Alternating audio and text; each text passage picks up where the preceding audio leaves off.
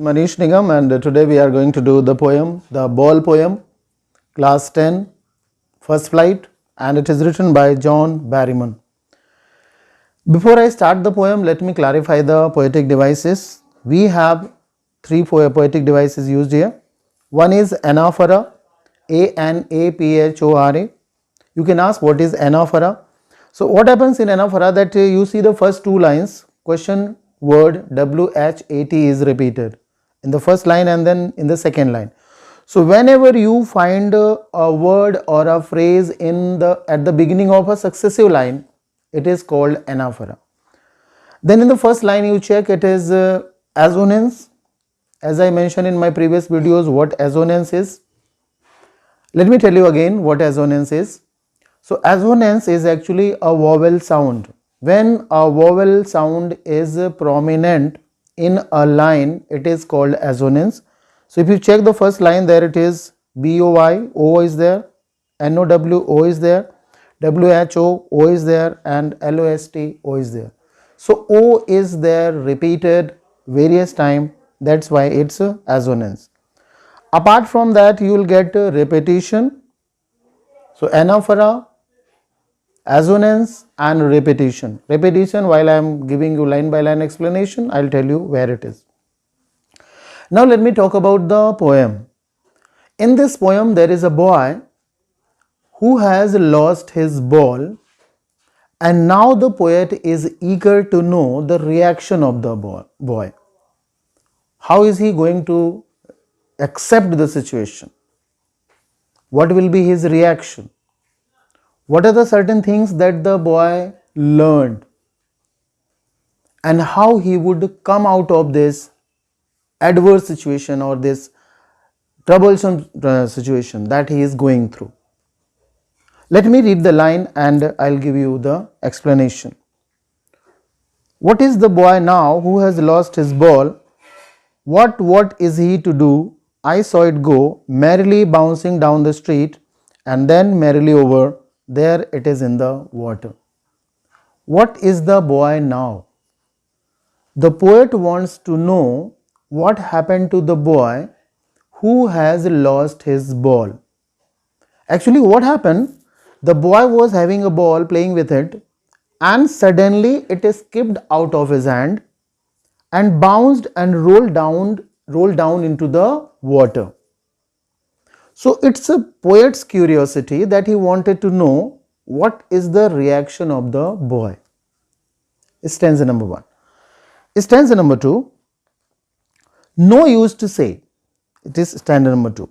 No use to say, oh, there are other balls. An ultimate shaking grief fixes the boy as he stands rigid, trembling, staring down all his young days into the harbor where his ball went. No use to say, oh, there are other balls. The poet, at first he thought that better I should go and console the child, sympathize him by saying that don't worry, you will find another ball, there are so many balls available. But the poet realized that it is of no use to go and tell the boy that there are other balls. You may get another one. Because the poet found the boy transfixed, amazed, stunned, shocked, and he was constantly staring into the depth of water. You may ask why that trivial matter, a ball, is being so important to the boy? Because actually this ball is the only possession, only belonging that the boy had of his childhood. This ball is actually his childhood memory. So when it was lost, rolled down into the water, the boy is shivering, the boy is rigid, the boy is stunned, shocked, and he is looking into the depth of water. And the poet, who was actually willing to sympathize him, who was willing to console him, decided that it is of no use to tell the boy that there are other balls and you may get them back. Now come to the third stanza.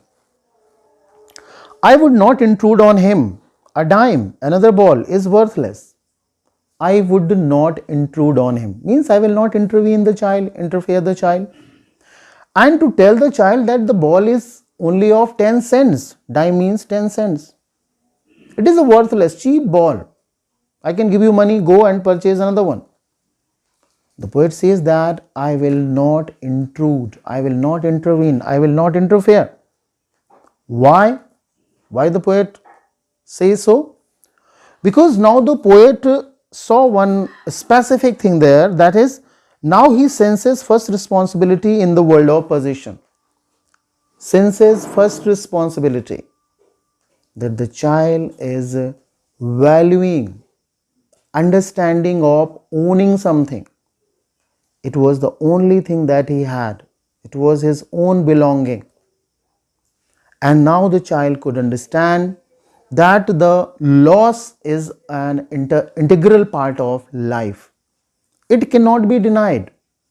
What we have today has to be lost one day. Whether it is an object, whether it is a relation, or any loved one or dear one. So now the child is sensing the responsibility in the world of possession. Now let me clarify this point, my dear children. In the world of possession. What does the poet want to say here? In the world of possession means people are mad for collecting materialistic things. They want money, they want wealth, they want health, they want everything, whatever they could have. So in this world where people are mad for possession, this boy had only one belonging, that was a ball, and now the boy is sensing it. And that's why the poet decided that it was not a right time to go and intervene the boy, because it was useless to tell him that the ball was of a 10 cent and it could be purchased easily. Next stanza. People will take balls, balls will be lost always. Little boy, and no one buys a ball back, money is external. People will take balls. Balls, here you can take objects. Things will be purchased and they will be lost. It's a natural phenomenon. It's obvious that whatever we have today will be lost one day. So people will take ball and the ball will be lost. Here it is a repetition, balls, balls. There you see ball is repeated twice. So it is repetition. So people will take ball and ball will be lost means things will be purchased and things will be lost. It will happen. And no one buys a ball back. And my dear boy, the poet says, you have to understand this. No one buys a ball back. Means the thing which is gone, the thing which is lost cannot be brought back. Money is external. Money can purchase the things. But the emotions, the feelings, the attachment that we have with it cannot be purchased. So now the child understands that the things which are lost cannot be brought back. Money cannot bring it back, because money can bring only the object but not the emotions. Last stanza. He is learning well behind his disparate eyes. Again here you see assonance. Check. Learning, E, well, E, behind E, and disparate eyes, again E is there. So it's assonance. So what poet observed? That the boy is learning. And what is he learning? The epistemology of loss. The pattern. He is understanding the pattern of loss. The harsh reality of life. That what we have will be lost. We have to face it. Whether it is an object or a human being or anything. Whatever we have today has to be lost one day.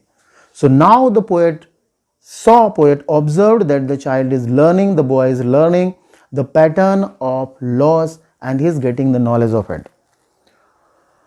Though he is desperate, though he is sad, but still he is learning something. How to stand up and what else he has learned? How to stand up against the odd situation, in the hardship of life. Whenever we find ourselves in that situation, how can we come out of it? How can we face it with our balanced mind, with our open heart?